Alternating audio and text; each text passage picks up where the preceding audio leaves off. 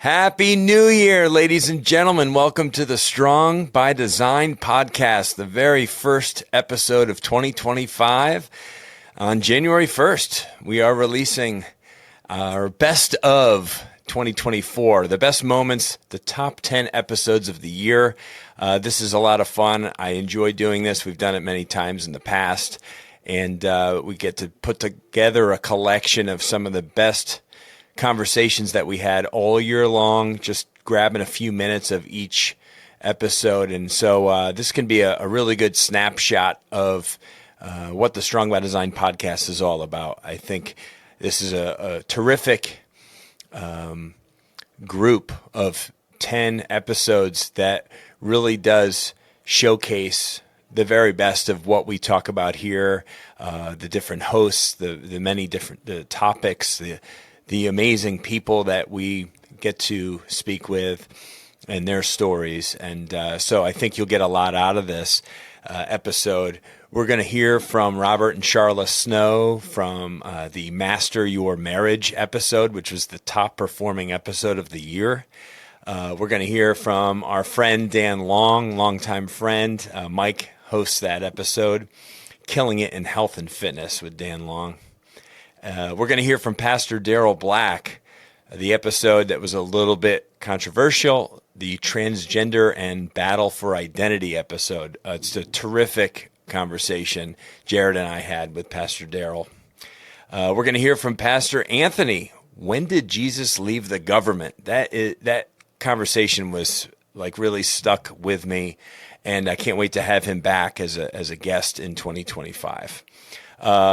Another episode with a pastor, Pastor Jeff Countryman, a failed pastor's journey to restoration. What an amazing conversation Jeff and Jared had.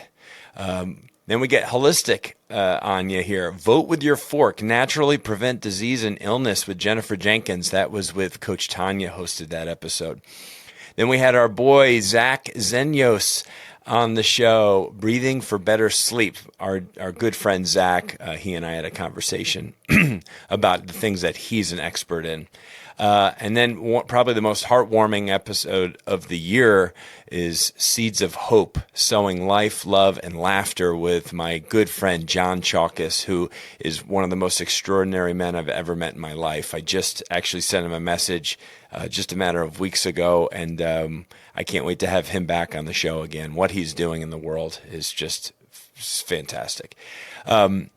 Then we had an episode with Dan Cockerell, How's the Culture in Your Kingdom? This is a gentleman that was an executive with Disney, and Jared had a terrific conversation with him.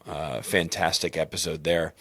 And then we wrap up our top 10 episodes of the year with another holistic health message with Coach Tanya and her guest, Brandice Lardner, Release Your Diet Baggage with God's Grace. A very interesting reflection on how our spiritual life is impacted by our nutritional life. So really, really cool stuff. So that's your top 10 list for 2024, and I think you're really going to enjoy, a couple of minutes, 3-5 minutes from each of these episodes, get a little flavor for what we are doing here on Strong by Design. And you can go back, if you really enjoyed that sneak peek, you go back and listen to that full episode in case you missed it. So enjoy. It's just an absolute pleasure to host and be part of this amazing experience that is Strong by Design. See you on the other side. It's not like I just figured the skill out and we're good. Now we're fine. Mm-hmm. To me, it's the metaphor of the Bible and the refiner's fire. Marriage to us is the refinement process of how we become better people, because our spouse is that mirror. They mirror back to us all of our immaturities, all those areas where we still need to grow up. And just like melting down gold or silver and the dross, the impurities rise up to the surface in our marriage, all of our junk rises to the surface, and we can learn from that. We can scrape it away and we can be molded into something better, or we cannot. And I just think that honestly, marriage is this divine institution for all of us to become better people if we allow it to do so, if we allow it to help us to refine those parts of us that are still rough. Yeah, that's well said. Iron sharpens iron in friendship and in marriage, right? Marriage is this amazing masterclass in growing up personally. Yeah. It grows you as a person. If you'll let it grow you, it will grow you up into the person that you could be and should be and maybe can be for your kids. And so, Jared, I was thinking about that, the you do you, right? That isn't, that it feels right. And part of our goal and part of our mission really is, can we kind of cut down this number of single parents? Single parent households are a really bad statistic in general. Kids raised in single parent households have a higher likelihood of drug abuse, higher likelihood of early sex and early pregnancy, higher likelihood of jail time, less likely to graduate high school. So the needing the two parents in the home is so super important. And, there's another quote by a gal, and I wish I remember what it was, but she just said, we're not really designed to do this.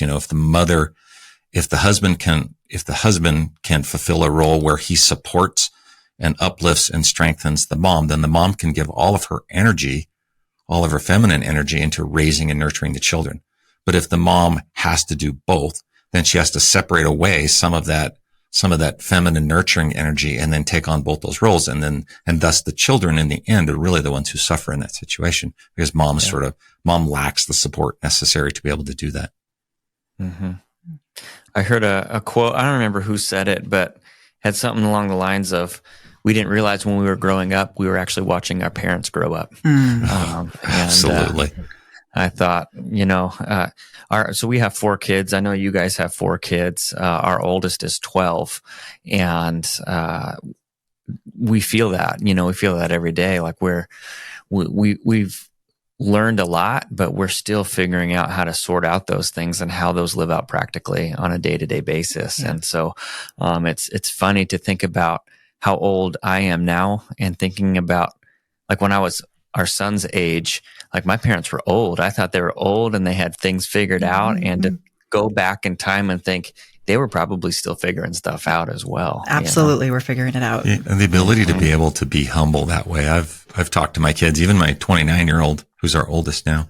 I'm like, dude, I'm still figuring it out. Like, I hope you didn't come to me thinking I had this thing wired. Like, and I apologize for the way that all the times that I was an idiot when I raised you, because I'm, and, double down. I didn't really have a father influence, right? So I would often tell him, I'm just trying to figure out how to be a father. I just want to love you. I want to love you unconditionally as much as I can, because maybe that's the thing that was lacking in my life. But yeah, it's, if you'll let marriage grow you up and let you grow each other up. And, there's a great quote. It's really a leadership quote, but I think it works well in marriage as well. The difference between a great partner in a relationship and a good partner is the great partner realizes that he still has more to learn. Because the small wins add up to being eventually where they don't even second guess it anymore. They just like, I already know he's going to do it. I already know he's going to crush it. Don't get me wrong. We're going to have failures along the way. Yeah. Don't be scared of that. Right. That's how you learn. That's how you get better. And if you don't try, and we know this as children, right? Like, you fall off your bike, you get back on.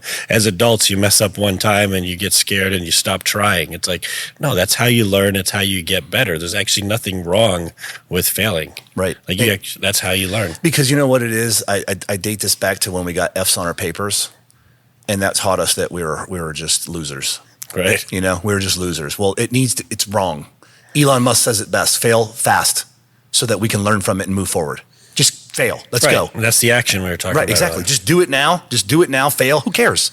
It's going to be all part of it. Don't get me wrong. I don't want you on the side of the road holding a sign, okay, saying I need money. I'm just saying do what you need to do and have that mentality, because failure is part of this process. Embrace that. Yeah, and if you've got anxiety over it, that's like your coach, my coach, Craig Ballantyne, always says, action beats anxiety. That's right. Do something, and that helps you overcome it. You know the difference between billionaires and millionaires? Mindset. That's what it is. It's just what they think that they're able to do. It's possible. And right. same thing with millionaires and people making $100,000 a year. Or if you think 100,000 is unreachable, it's the thinking that's different. It's not being smarter. It's not being a harder worker. It's actually just believing that that's possible. So if anything today, listening to this episode, just believe that it is possible for anybody in this country. It is. And you are your worst enemy. If you sit and think negative and you think it's not possible, and you wear, let's say you went to college, okay? Because I have people in my family that have been to college, and they've asked, no one believed what we could do. Nobody believed that I could win custody. No one believed that we could start this business and do what we do and how we do it, right? My wife, just so everybody knows, she's 16 years paralegal. She went to school for that. She was at the same law firm since she was 16 years old. And then I saw she wasn't happy. And my business was blowing up. And I'm like, you have so many strengths I don't have. How about you join with me? And she's been gone ever since in 2010. And here's what's funny. That law firm keeps her on the Christmas list, invites her to the actual Christmas dinner every single year because they think she's going to come back someday. And I told them all, I said, she's done. She's gone. Okay. She's not coming back, but God bless them. They do what they do because she was so good at what she did. But now she's added in all the value into our Kill Mode Incorporated now, and Fitness, Passion, and Profits, and everything else we do, because all these other revenue stream things are working, right? They're running, but at the same time, Fitness, Passion, and Profits has become the priority because I want to change people's lives. I want to help them get what we have. I want to help them be able to travel the world, the things that I could not do. So we're clear. I come from the corporate world to a point where got an alarm going out there. All right, there we go. Yeah, I come to the world. I come to this whole thing as at a point where I was 38 years old before I ever had 2 consecutive days off in my life. Oh my gosh. Yeah, think about this for a minute, okay? That's because of my fault. It's my fault because I chose the careers in hospitality. I chose the careers in retail. I chose the careers in manufacturing. I chose these careers that didn't give me time off. You wonder why I've been divorced twice. Okay. Like that did not help. None of this stuff helps when it comes to relationships. Time is everything. And I've learned my wife wants me. You know what I mean? She just wants more of me. She just wants me to be there, And so I want to give that to her. And I want, and a guy, he just wants you happy. He wants to make sure that he's providing. He wants to make sure that you got what you want. And it's so funny. We think big things they need. They don't need that. They want us. We'll shift gears a little here, and we're going to transition into that message that you spoke, 7 months ago. You're talking about biblical sexuality, and specifically the piece that I really wanted to hear and what I wanted our listeners to be able to hear from you is your perspective on kind of the rise in the last 5 years of, I don't know if it's the rise of, I don't know the right way to put it, but just the push for transgender in our culture. And I know that you mentioned, it affects 1%, but you specifically said it's affecting our younger generation a lot more than it's affecting the older generation, which is 100% true. Yeah. And maybe you could give us a biblical perspective on transgenderism, and give us a little bit of, as a follower of Jesus, what does that look like for me? I'm not speaking messages on a Sunday, or your normal person that is just going through life. Yeah. What does it look like for them? How do they handle that for them? How do they handle it for their family? Yeah. Yeah, it's been a hard topic. Yeah, you're right. In the last 5 to 7 years, and it's something that's been creeping up for years. Sure. I mean, if we go back 30 years ago, 40 years ago, you can see it start to be introduced into culture in very small ways on television, in movies, in commercials, in very small ways. Which you were talking about reality TV and how they're very intentional with everything that they do. Absolutely. Like you see that in, certainly in Hollywood and in pop culture. Absolutely. I mean, and the way that culture tries to present certain things, it tries to make you think that those things are normal. Like I'll use this as an example. I love interior design. Always have. I like fashion, interior design, those kind of things. I'm that guy. So I care about colors and fabrics and wood choices and all that. Well, when I was growing up and I was watching that on TV, all of the men who cared about fashion were effeminate. And that's all they pushed in the culture, that like, if this guy likes fashion, then it has to be gay. If this guy likes interior design, he has to be gay. Even the TV shows that they would do where it was like, I can't remember, like not HG, I don't think it was HGTV, but some of those home TV network, it was always that guy was feminine. So then when I would tell people, when you're 8 years old and 10 years old, and you're like, wait a minute, I like fashion and I like interior design, but everybody that I see on TV that likes what I like is different than me, then something must be wrong with me. So then I have to act like them, because they're promoting anybody who likes this must be like this. And there's always been this intent to steal identity. And we watched that happen over the years. And it's never been more prevalent than it is right now. That it is, if I can change what a child thinks, eventually that child will grow up and think that's normal. I heard a piece of advice years ago from a guy that was actually he was the leading voice in America, and I'll go ahead and use his name, Ted Haggard. He was the president of National Association of Evangelicals. He was part of that whole Chris Hodges, Bezet generation of leaders that came out of Louisiana at Bethany World Prayer Center. He had one of the largest churches in America, and he said, do not read and follow theoreticians. Read and follow practitioners.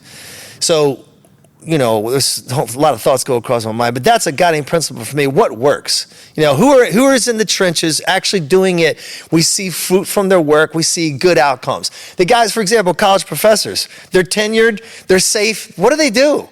They're just spinning ideas, and they're not really, there's no practical application. Now, that's not true. You got always true, but you have people in business departments, they have a track record, they've done stuff, they have a lot of good fruit from their work and all that. So I don't want to make a blanket statement, but so I like to be a practitioner. And so for me, it's like I'm concerned about the culture wars in America. I'm concerned about the church in America, because here's what we've seen. Here's the big thing. And I like to always say, the big concise statement, and then we can develop. Here's the big thing. Since the 50s, especially, Christianity in America has gone down significantly based on hard numbers. Statistics like how many people say that Jesus Christ is the Son of God, how many believe that the Bible is actually inspired, written of God. In other words, key questions that identify you as a Bible-believing Christian. That number has gone down significantly. At the same time, especially since 1975, excuse me, when Bill Hybels started his Willow Creek, which became a model for a lot of churches. There's a lot of good things we learned out of that. Rick Warren started his church, I think 83 or something like that. I'm not sure about his, but around that time, you have two great models really that influenced the church in America more than any other voices. Now, I know that because I've been a pastor's son. I was raised in a household that my father was very successful, had a large church in the Baltimore area. And so what I'm saying, during that time, Christianity is going down, the number of mega churches goes up exponentially. Interesting. Very interesting. So you would think that while the large church is growing, that Christianity in America should be thriving. So what I have seen, and I'm getting loud, I'm sorry. It's okay. I get excited. Get as loud as you want. Yeah. Come on. Bring it. We're in a gym. Bring it. The editor's like, whoa, turn it down. There's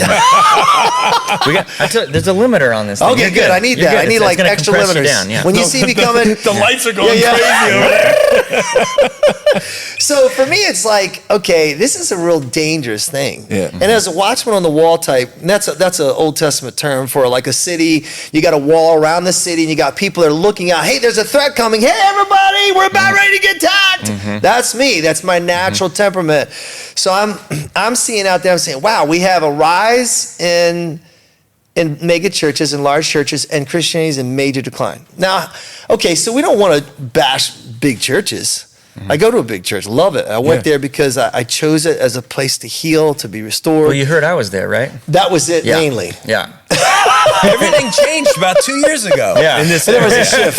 There was a shift from Denver to Clearwater, and then everything weird. changes. I think there was a star or something that was released. it was. Constellation Yeah. changed it. Yeah. Yeah. No, so but I think there's something we need to learn from that, though. Right. We have to do the analysis. We have to say what's going on. Okay, so here's what I observe, and you can tell me I'm full of it or whatever. But we have harnessed the power of marketing and capitalism to build our churches. For example, Yeah, our church, I knew we had a good church and we had a healthy church. I knew that we were doing a lot of things well, healthy, according to Bible. You know, when things are healthy, they naturally grow. I wasn't really trying to focus on growth. I was trying to focus on health. And if a church is healthy, it grows. So I said, man, I think people, they just need to know we're here. And so we tried some things. We went on TV, Christian Television Network. Our church grew like 400 people. We grew 400 people in a period of about 4 or 5 years. From 2011 to 2015, we grew 400 people. Were you just putting your services online? We were putting half hour, taking a portion of my message. Okay. We did a roll-in introduction of the church. And then the midway, we do a little commercial break about, you know, about our services, how you can come, and then we do a rollout. So it was probably like a minute and a half total of intro, mid-thing, and rollout. So it wasn't a ton of extra production outside of what you were already doing. Yeah, pretty much. 3 camera shoot, 4 camera shoot. Which is like standard now because of online services and whatnot. Yeah. Right. Yeah. So that's what we do. Not back in 2011. Yeah. Back then, that was a newer thing, right? For churches to be in an online presence. Yeah. And so moving forward, this idea of capitalism being harnessed and marketing by the church, you got churches now that do a really good job with social media. You know, we know that TikTok is probably the biggest influencer on the younger generation as far as politics, current events, and culture. Is that a fair statement to say? Sure. Yep. It is right now. That and Instagram and YouTube so probably there you right go. behind it. Yeah. So the churches that really do a good job with that, they are capturing more of that market, so to speak. Mm-hmm. So here's what we were always training up elders and church leaders. So one of the things the qualification of an elder that Paul talked about in Titus and Timothy, those are the 2 main passages about spiritual leadership in the church. He said that an elder needs to be able to teach. So for example, let's take what Jared said, his experience about small groups, and let's talk about that. What I would do with the Jared, and this relates to our overall discussion about how we get people in our churches to be challenged with the heavier things of Scripture. It is, in fairness to the large churches, they are wise and smart and really biblically accurate to start with the milk. That's right. Kudos. Sure. That's wise. Mm-hmm. A lot of the smaller churches they have like Thanksgiving dinner talks with intimate family or whatever, family talks with strangers. That's not wise. And that's why a lot of the smaller churches have never really grown, because they don't know how to handle those things well. They're having literally insider talk with, when you're marketing it and you're inviting the whole public. There's a lot of the good things we learned from Bill Hybels and Rick Warren, for example. And so big kudos there. That's a level of discretion that's just wise. Then you have people, though, that are leaving the church because they're like, I'm not getting any meat. Right. So in fairness, that's a perfect segue to go to small groups. I need some meat. Right. So the small groups, go get it. The small groups is a great place for the meat, so that you let people connect along the lines of affinity, common experience, common interest, level of spiritual maturity, and then you have to tell people about Acts chapter 2, 42 through 47, which says, hey, listen, when Jesus left, he said, go tarry in Jerusalem and do with power on high. They're scared to death. The Holy Spirit comes. They become bold as lion. They're willing to give their lives for everything. They have such deep connection because, man, what he said actually came to pass. He said, I was going to die. I was going to give my life. And he died. Then he rose up from the dead. Whoa, it really happened. This is for real, dude. I'm in, man. I can't. Wow. That's right. And so the level of intimacy, commonality, homogeneous group, all that stuff was ridiculously high. So Acts chapter 2 said, listen, man, I know, you say to me, Anthony, I know you're going through a hard time. What do you need? They shared everything. Food, clothes, everything. They sold their houses, whatever. That communal thing. In fact, a lot of the weird, wacko people throughout history have taken that passage and they've built their communes out of that. Sure. They've abused that particular scripture. They've used that. Yeah. And and that's what we have to understand context. But anyhow, you need to sell your house and give me all your money, yeah. And then you can be a part of this communal group. There's a lot of manipulation of scriptures. Change your life. Wow. Oh, Lord, Change your life. But you could talk about how that, Jesus had the 12. He started the church with the 12, and that's his small group. Billy Graham actually said after he had led hundreds of thousands, maybe millions to the Lord, he said, if I had it to do all over again, I would have picked 12 people and pour into them like Jesus did. Mm-hmm. That quote really messed me up. Wow. But it's acknowledgement by one of the greatest Christian leaders of history that really life change happens in close proximity. My favorite thing that I've always told people, being a husband and a father are the 2 highest callings in life. And it really was my favorite thing on earth to do. And I've got to do a lot of amazing things that this world will go, ooh, man, you accomplished. And when I look back, the thing that I am so proud of is raising our kids, and they love Jesus. Yeah. So a big reason why when we were talking about what we wanted to talk about today is because you have 3 adult children that love the Lord and are following God. And you can say that again, because that just felt good. You have 3 adult children who love the Lord and are following God. Yeah. And so I'm like, I want to know, like there's no magic trick, right? There's no magic trick. I have a mentor of mine that he has, I think he has 3 of his own and then 2 adopted, that it's the same thing. They're all grown up. They all love Jesus. They're all following. And I ask him the same question, like, what did you do? You know, what is it that kept these guys wanting to follow God even after they're out of the home? Yeah. And that's so important to me. I know it's important to a lot of other parents out there.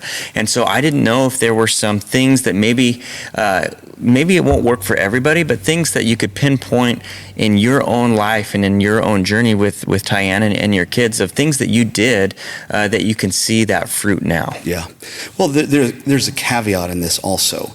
So if you're watching this and you have raised your kids loving Jesus and you've tried to do all of the things and they aren't necessarily where you want and think they should be, it doesn't mean you failed. I have watched throughout the years, the Bible is right and true in everything that it says, and it says if you raise them in my ways, then they are going to, at some point, come back to me. And so I think it's more about making sure that you're raising them in the ways of the Lord, that you're really trying to set.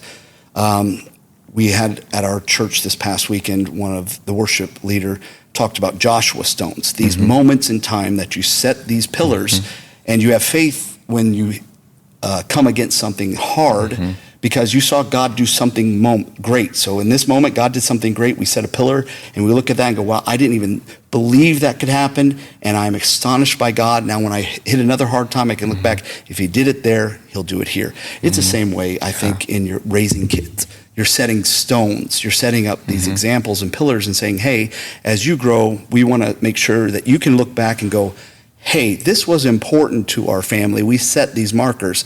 They weren't just things that we glossed over or passed over, because we're all going to mess up. We're all going to hit hard times. We're all going to be, there's times that we're not the best examples that we want to be. And so we want to set those kind of those markers. Yeah, we actually did that. And like walking into our house, we used Ebenezer, because it's the same thing. It's the same principle, but we have like this stack of stones. It's just kind of, as we enter and leave the house, remembering what God did. As the people of Israel went across, they set those stones up, reminding them. All through the Bible, it talks about setting reminders for the next generation. I think because humans are stupid. We are.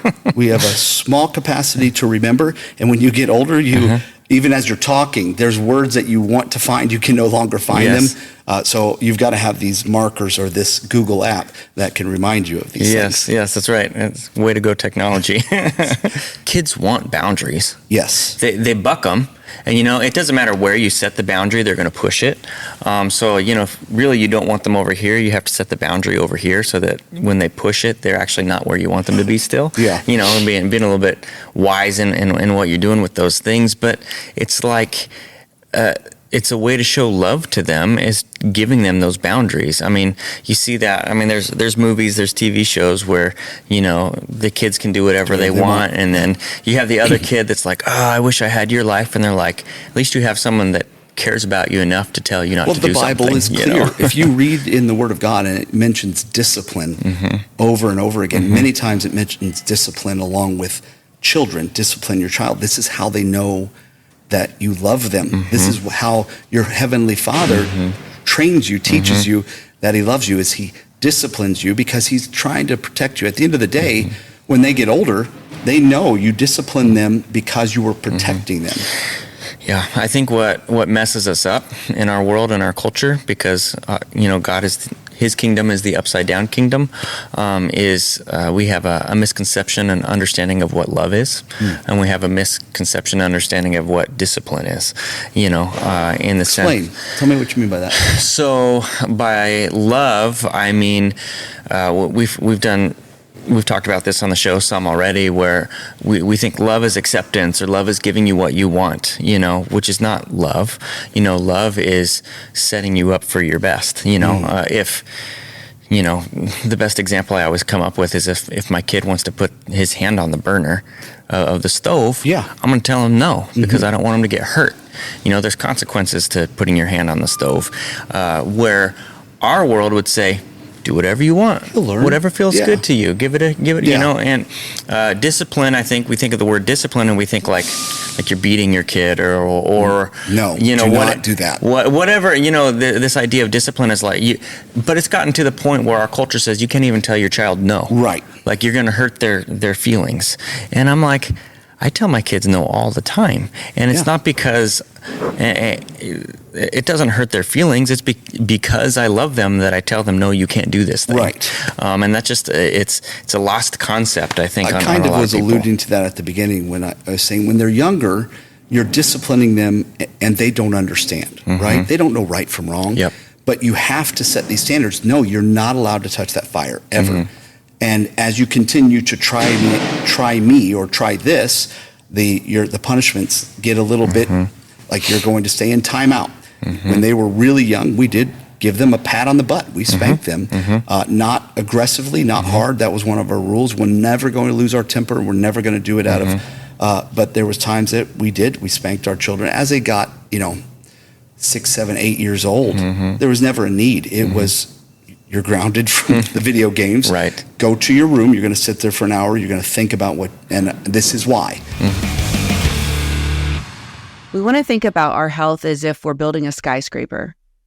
And our health is, what is the one thing perhaps that you see, like if you've ever watched a skyscraper being built, is like, you think like, this thing is never going to like come up. They're working on this foundation forever. Like, what's going on? And then all of a sudden you drive by like 2 months later, and then all of a sudden it's like, where did this building come from? It just came up out of nowhere. And I knew, being a nurse, like the nutrition is key, because what we put in our body becomes part of our blood, our cells, our tissues, our organs. It makes up who we are. So when, the school of thought is we are what we eat, 100%, right? So I knew that had to be number one. That was the foundation that had to be laid first. I knew that if I took time and I spent time on the foundation and I started understanding the body and I started understanding metabolic health, balancing out the insulin levels, protecting my muscle, those sort of things were critical. So I knew nutrition was key. So I started reading every single label, throwing out things I couldn't pronounce, buying more organic foods, sticking to like things that I knew were going to nourish the cells and create healing and not feed disease. That was number one. And then after the foundation, then I look at, okay, well, what's the infrastructure that needs to come up? What's the plumbing, the electric, the walls, the fixtures? What things of level of importance did I need to focus on? So I knew nutrition was number one. I also knew mindset was going to be number two, because I've got to be in a healthy environment for me and surrounding myself with the right people that were going to be supportive. And like you, Tanya, yes, I've had coaches my entire life, like since I started this journey, and I still do today. And I've been humbled myself to be a student of this practice for all these years and really soak up the wisdom of those around me, because I don't know it all, and I'll never claim to know it all. And I'm always growing. I'm on a growth mindset. So, and I know that we can get better and better, and we should always be evolving. So I would say number one, nutrition, that was key. And then mindset, and then sleep, because if we're not sleeping, we're not healing. So I knew I had to get off that night shift schedule, and I had to get more normalcy in my life. And so started regulating the circadian rhythm, understanding how the importance of light, how that impacts the hormonal response in the body.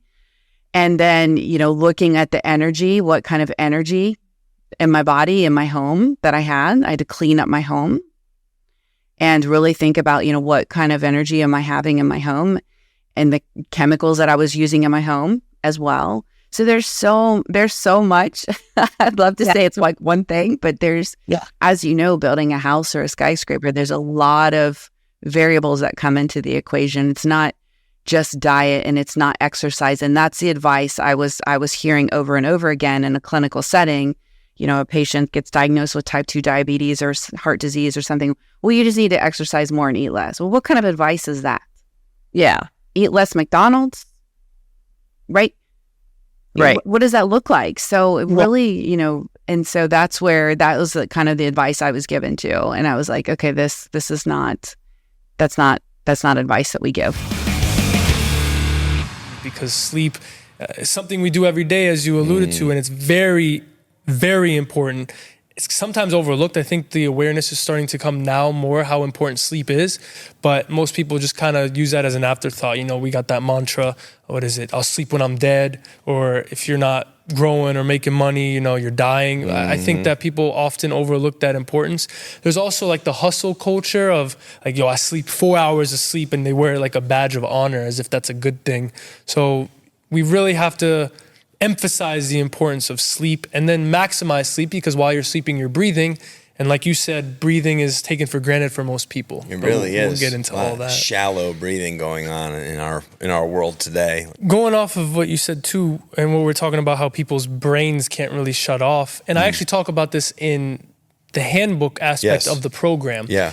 But I think for a lot of people, especially in our consumerist, materialist, go culture, is they don't have times in the day of calm reflection or silence. Right. So even when people are driving in their car throughout the day and they have long drives, typically they're listening to music or maybe even podcasts or audiobooks. And I love my audiobooks and podcasts, but there's times where you should just shut everything off. Yes. Right? People don't go through their days of having any bit of that silence or that quiet contemplation, which in the past, I mean, we didn't have devices. So it was always in that state of what we call now boredom. Yep. And I think that that's a big thing, because you fill your day with all these noises and distractions and work and you know, even family time. You know, that's one of the most important things, but you're engaged. You're not really contemplating about your life or anything. So we always are engaged in these things, which I'm not saying that's a bad thing, but you do need a little bits of time of quiet contemplation or stillness throughout your day, in whatever that means for you, to be able to process all these thoughts, to be able to, when you lay down in bed, you do not want that to be the first time of your day where everything is still and quiet. And that's the case for a lot of people. When they go and they finally lay down in bed, that's the first time your mind has a chance to digest all the things going on within it. And that's why you toss and turn and you can't, oh my God, this happened today and this like that's why didn't you do that throughout your day? Why don't you even have like a little bit of periods of, it doesn't have to be meditation, it doesn't have to be prayer, it doesn't have to be, you know, driving in your car quiet. Maybe it's just you sitting in your room or sitting with nothing and just like staring at a wall and just letting for 5 minutes. I'm telling you, that alone will make a huge difference. Or you just drive to work with nothing, with no sounds, or you do the dishes without whatever it is. Because I know today people, and I see especially among young people when I was in college, I notice this all the time, kids walking around with headphones in their ears, always just inundated with sounds and stimulation. Your brain never has a chance to breathe until you lay down in bed. And then guess what? It's too late. You're going to be spending 30, and 40, now 50 that minutes. Stillness, you're just not accustomed to that. Yeah. And so then you get anxiety, and then guess what? You're not going to sleep. Too quiet. Yeah. I'm a fan person, though. We always have fans in my house. Yeah, I mean, I do too. I need that air. I need some sound from that. But no, I love... That's not like, stimulating sound, though. It's just soothing, kind of perpetual. Yeah. He said this to Susan one time, is so profound, and I just want people to know that God's calling all of us. And I said to her, like, Susan, what do you think? Like, one day I was just going over this thing, I was just being amazed. I thought, I can't believe God used us, right? Nobody's like, we're just, how did he, well, why?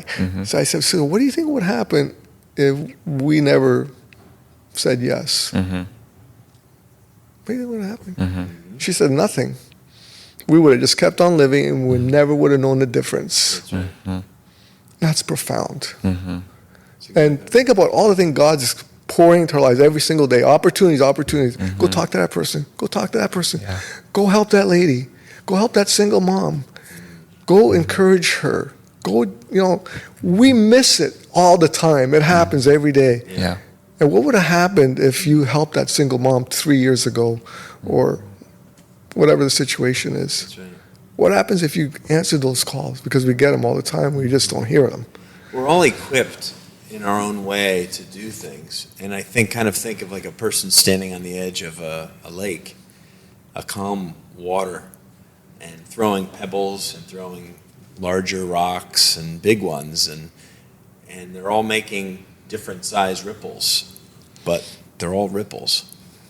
And so maybe what I do or Jared does or you do, they all look different because we threw different size pebbles and rocks, but they all created an effect in the water that moved in somebody else's life. Good analogy. And I think we're all capable. It's just some people I think hold themselves back because they see someone else's great work. They see someone else's big ripple and they go, oh, I can't do or that. Fear, right? Right. And I always fear not, the most recurring thing said in the Bible, right? Yeah. But I think that God always gives you something small. Like for us, it was raising $17,000, and we never thought anything beyond that. Right, that was just small. You proved yourself in that first year. Like, so if you're able to start with the small things, answering the small call, like you're not going to get this huge. How did she get that letter? Like, what was? We had a neighbor that used to work in Thailand. They were good friends with this missionary. Okay. She got it, and she shared it with my wife. My wife's, okay, we'll do it. I'm like, got it. So what happened was we thought, okay, now we got a problem. So we started looking for land. We bought 72 acres, started developing that, and we built a boys' side first. We had all these different phases and stuff like that. So we started building in 2005, and then, but it was difficult too, right? And that's when the first story in that book, The Death of a Child. And we were still losing people to different things like malaria and different stuff like that. And I'm like, God, why? Like I feel like I'm spinning my wheels here. I don't want to raise kids for them to go back into those shanty slums. Like, what's the point of doing that? And then that guy came to my door, middle of the night. And I don't know why I was in a bad mood that night, but I just opened a door. I was just annoyed with this guy. Then I noticed he's got tears in his eyes. I'm just, what happened? Like, and he says, I need money to buy a coffin for my daughter. And I was just broken. I just couldn't believe my attitude. And I just wasn't expecting him to say that. And we did the funeral and everything. And I just couldn't get it out of my mind. So sometime during that week, he was part of my construction crew because we were building buildings, right? And I had a meeting with my guys. I said, hey, guys, I just want to know, you guys have been working with me for a number of years now. What's changed in your life?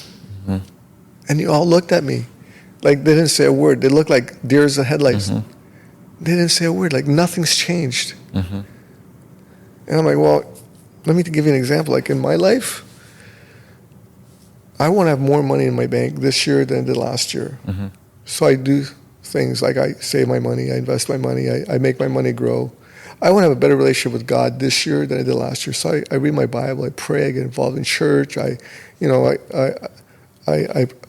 study the Word of God, I live the Word of God.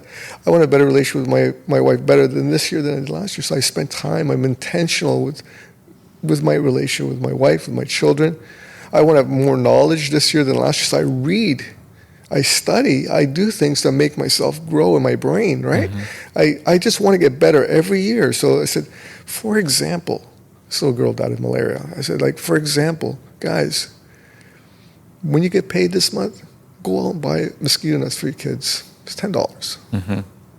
Go buy yourself a mosquito net for your kids. And then the following month, go buy your wife a frying pan so she can make some good meals for you guys. And then the following month, go buy a mattress because they all sleep on like potato sacks. Go buy a mattress so you can have a good night's sleep.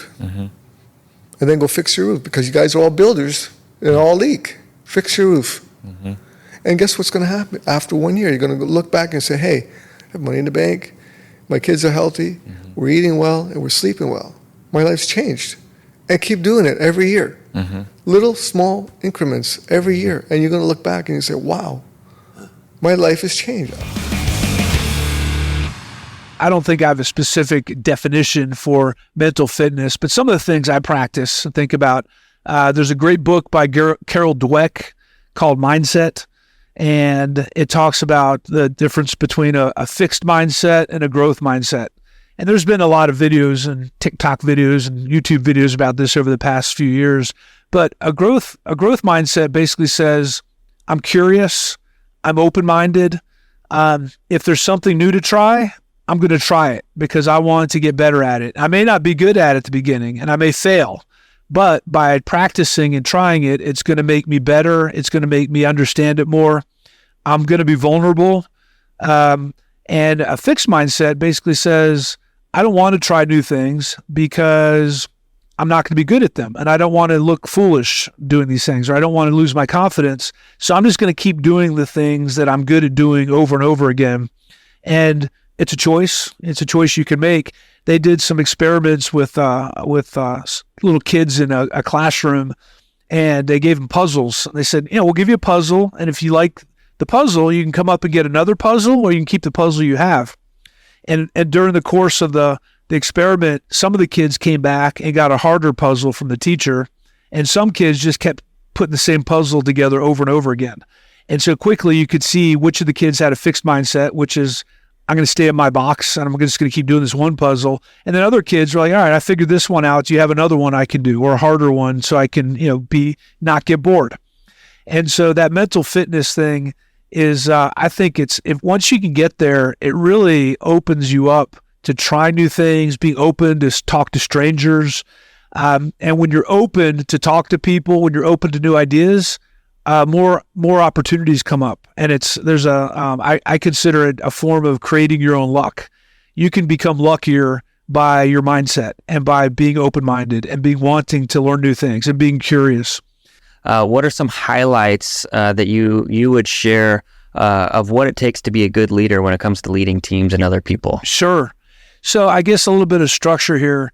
The first thing, and this is something that hit me years ago, is when you're leading a team, it's their success. And if they have teams reporting to them, it's their success. And so if you're not making everyone in your organization successful, now you may have 1 or 2 people reporting to you, you may have 10, they may have more. So the levels doesn't matter. But your job as a leader when you're in an organization is to make the organization successful. Get everyone to work towards the mission of the organization. And I think a lot of leaders get caught up in, well, as long as I can be the best leader and do my job well, that's all that counts. But what I learned at Disney, being at the Magic Kingdom, for example, I had 12,000 employees in my organization. And if my leadership wasn't translating to our guests having great experiences with frontline employees, because that's who they talked to, the guests had no idea who I was. They didn't care who I was. All they knew was I pull up at the Auto Plaza, is this person friendly and welcoming, and do they know what they're doing? Do they park my car safely? Do they drive the tram safely and talk to me? Do they answer my questions? And you can go through the hundreds of interactions you'd have with someone in a theme park or all the employees in a theme park.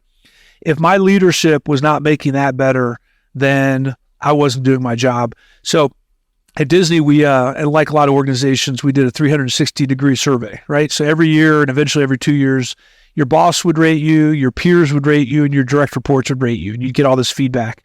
And I used to always flip to the page where my team, my direct reports, what do they think about my leadership? And after a couple of years, it hit me that, you know what, that's important, but what's more important is what the 6,000 to 12,000 employees think about their leadership, because they're the ones, once again, who are creating the magic. They're at the moment of truth for the guests. So this is, I think, something you need to think about as a leader when you go into a new job or you're running a department. It's not about you. Leadership is not about you. It's about your team, and it's about getting everyone aligned to the mission, whatever that mission is, whether it's creating magical memories for guests, whether it's creating exceptional student experiences if you're running a university, whether it's safely, if you're in law enforcement, keeping people safe. It's not about people. It's about the mission. And there's so much ego out there. People always tend to forget that. They build their little fiefdoms and do that. So that's a leading one. And then there's 4 other things I always think about. I'm constantly thinking about when I'm leading teams. First one is talent. Do I have the right talent on my team? Do I have the right people working around me? Do we have the expertise we need? Do we have the right attitudes on the group? Do we have the right experiences? Do we have diversity of thought, diversity of experiences and ideas? Secondly, am I building relationships with everybody? Now that varies by culture. Living in France, you don't kind of get to know your employees really, really well because they're not there to become friends with someone they're working for. United States, it's a whole nother level, right? You really talk to your employees. And so it's different by culture, but do you have a respectful, trustful relationship with the people you're working with? Number 3 is setting clear expectations for performance. Do I know what it takes to be successful? It's like raising kids. Here's what time you have to be home. Here's what you can do. Here's how far out of the yard you can do if you're going to go outside and play. And employees and managers need to know what their expectations are. And then lastly is reward and recognition, which is reinforcing the right behaviors. When you see the behaviors that you're looking for, you reinforce that with money, with thank yous, with whatever you're going to do to reinforce that. A lot of times just people knowing they're doing a good job is enough. And some people want to put your money where your mouth is. Give me more money, or give me, buy me dinner, or whatever that is. So you get the right people on the team. You build relationships with them. You set clear expectations for performance, and you reward and recognize them when they do it well. On your profile sheet, why we need God's grace in our eating. I would love for you to talk about that, because I think I know for myself, before meals, we say grace. Mm-hmm. You just say grace. I've done that for a long time. And I know a lot of other people that do it. But this is taking it even a step further. So I kind of want you to talk about that. Yeah. So we're talking about God's grace from the idea of his favor and help and love. So we do say grace before a meal, where we thank God for his provisions and we really honor what he's done to give that to us. Like, it's so cool to have food on our table. Not everybody can say that, right? But this is accepting that we don't have to be perfect. So if you're like me, and maybe not all of your listeners relate to this, but this is my story of going on a lot of diets where I really got stuck in what I would call all or nothing thinking, meaning the diet starts on Monday. So Sunday night at 11 p.m., I'm eating all the ice cream because I don't want it in the house tomorrow. And this is sort of that diet baggage that comes from going from one plan to another that heaps on guilt and shame, which is the opposite of grace. We're expecting ourselves to perform a certain way because the book said we should be able to, or the plan says we did, or all the testimonials show that all these people were able to do it, but we can't. So we heap this pressure of performance on ourselves. And the truth of the matter is, we're never going to be perfect. That aspiration is something that is going to set us up for frustration and guilt and shame, which can lead to overeating. So when I say that we need God's grace in our eating, we want to accept the fact that there's only been ever in all eternity one perfect human being on this earth, and that was Jesus Christ himself. And our desire is to do the best that we can with what we currently have. Like we said, we could be operating from a place of deficit. Maybe nobody ever taught you how to manage stress or comfort without food. So to expect yourself to suddenly go on a new plan and just ditch the stress eating is pretty unrealistic. So God's grace says, hey, kiddo, because that's how I like to think of my God, right? Just like this heavenly papa, you're not there yet. But in the meantime, I'm going to give you the strength and the means to get there. And when you fall down and when you scrape a knee, don't run away, because I never expect you to be perfect. Come back to me. Let's get you up. Let's get you focused, and let's keep you moving. Because those of us who are stuck in the diet mindset would allow one little lack of compliance, one little problem to completely blow our day. And we're just saying better is better. Hit the reset button and continue to do a 1% better each day. And within that, you're going to make the progress that you hadn't made before. This whole aligning our body image with God's word, you've got to explain that. Yeah. So in my coaching, I have seen that there are two things that keep people stuck. Number one, we talked about all or nothing thinking, right? That idea that it has to be perfect and one bite leads to a overeating or kind of pushing stuff to the side. The other thing is negative body image. And that's because the urgency to lose weight, not that the losing weight is bad, we can have those goals, but the urgency or the tying a great amount of our personal value to weight is going to trip us up into that all or nothing thinking, because we start to panic and we start to make unwise decisions, right? If anyone has like had one of those days where they get on the scale and who knows, maybe you ate a bunch of salt the other day, maybe you're constipated, maybe you're on your cycle and like the scale goes up and you want to overreact. And then you do something silly, like you don't eat or you fast in an unhealthy way. And then you end up binging, right? And it sets this cycle in motion. However, once we begin to appreciate what we currently have, we can start to treat it like we appreciate it. For example, if you feel like garbage, you're probably going to eat like garbage. However, if you refuse to get stuck into all the negative body image stuff that's out there and really mine and glean and look for things to appreciate, it's going to affect your entire relationship with food, yourself, and for those of us who are Christians, God. And so God calls us to be thankful in all circumstances. He doesn't say when you're a size 2 or, if you got a 6-pack, then you can be thankful. No, we have so much to be thankful for. And that shift will change how you feel. For example, starting head to toe, thanking the Lord for your ability to see, if you can see, your ability to taste, the legs that you may, the hips or the thighs that may be your source of like angst or the thing you look at in the mirror that you criticize. I would challenge you to thank God or be thankful for the fact that those are the legs that allow you to bend down and pick up your grandchild or your children, to do the gardening that you do, the arms that may jiggle because, what happens as we age a little bit. Those are the arms that allow me to lift my hands and praise God, or to carry my groceries, or to take out the trash, or to cuddle with my daughter. And rather than always operating from a place of deficit, I don't like this, I want to change it, it's not good enough, we're coming from a place of gratitude. Wow, what I've been given. Let me do better. And that perspective shift, I believe, is really biblical, right? We should be thankful for what we've been given. Will make the entire journey so much more enjoyable. Talk about when God is the weight loss plan, like what that means, what that looks like, and how people might employ that. Like, how would they utilize that? Because I'm sure I'm thinking one of the greater components of that is a mindset, for sure. Yeah. Yeah. So I'll come 2 phases, right? For the Christian and the person who's like, how do I apply that? But I'm not kind of in that place. So for me personally, and the ladies who I would work with, we're believing the fact that when we are Christians, that we have wisdom or the Holy Spirit of God residing within us. You could go to 100 plans and you're going to see 100 different things. This food's good. This food's bad. You're supposed to eat this much, you're supposed to do that much. Like, again, we said, it's not a lack of knowledge. It's a lack of being able to apply it. And so when we make our relationship with God first, we take care of our spiritual health. We begin to take care of the negative self-talk. We begin to align our thinking with His word. So we're not eating for reasons that God would call us to be fulfilled on Him through. We can pray and ask for wisdom about those steps to take next.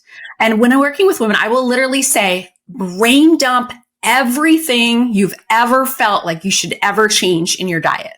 Like, get out a piece of paper, write it down. Like, get it out of your heart and your mind. Silly stuff, good stuff, everything in between. And then you're going to go in with a red, a yellow, and a green highlighter.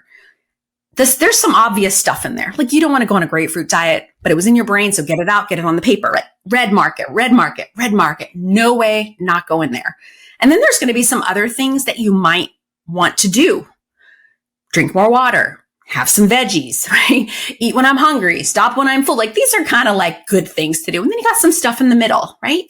When we look at what it is that we would like to do, I want you to either pray about it, or if you're not praying person, be led by your peace. Like, follow your gut instinct. We cannot do everything all at once, but look at your options and find what is going to work for you in this season of life. This season where you have your available time, like, work out for an hour a day may be on the list, but you may be caregiving for young and old generations. So that's not going to work. So it's your available time, your available energy, and your available resources, right? You might not be able to afford a cold plunge every week, and that's okay. Mark it off the list, right? And choose a spot to start with one. And this is where the grace piece comes in, right? It's doing the little, and I use air quotes so you can't see me because it's really can be a lot for us, doing the little and asking God for help, asking God for strength, and then giving God the glory when he is the one who helps us get it through, and celebrating that win, celebrating that small, because it's the small that becomes big.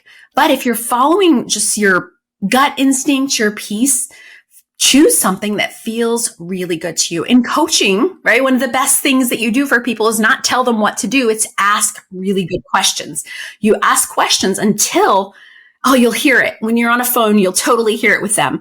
You're like, well, talking about this. And they're like, oh, well, I could do that. You're like, that is not the one. But eventually they talk and they process and they're like fired up. They're like, this is what I want to do. And that is the thing that you put your heart and energy into. So when we talk about God being your weight loss plan, it's understanding that as a Christian, seeking weight loss is never going to work for me because I need to seek God first. And then he's going to bless my efforts moving forward. Well, ladies and gentlemen, that is it. That is your 2024 snapshot. Hope you enjoyed that. I know there's so many great conversations there that you just got a taste of what that full 45-minute or hour-long episode was all about. So if you really enjoyed it, please go back and listen to the full episode. Share it with a friend or a family member. Here on Strong by Design, we really like to go in different directions to kind of, our lives are pretty amazing. And there's a lot of elements and a lot of different parts and and we're always trying to find balance in our life, right? Whether it's with our spiritual life, our physical life, our relationships, our where we are mentally and emotionally, there's so many different things. So that's why we like to challenge ourselves by going and exploring all these different topics and finding these amazing men and women to talk about these things with, who are just experts in their field. And it's just, again, such a pleasure to be part of the Strong by Design podcast, to kind of oversee everything and be part of it and be able to host some episodes. And so I hope that you're enjoying this as much as I am. And we look forward to another amazing year here in 2025. So many more return guests are coming back that have been, big time on our show. We got to get Dr. Boz back on, Dr. Frank Turek back on, Pastor Anthony, as I alluded to. I have a sheet over here. I'm making a list of all the men and women I'd like to have on the show, first-time guests or past guests, bring them back. So, again, it's such a pleasure. Hope you have an amazing year. We'll be back next week. As always, a new episode drops on Wednesday morning every single week for the Strong by Design podcast. We thank you for stopping by, and God bless you. Thank you so much for listening to the Strong by Design podcast. If you found value in today's episode, please subscribe so that more people can find out about our show. Plus, you don't want to miss any future episodes with the amazing guests and topics we have lined up for you.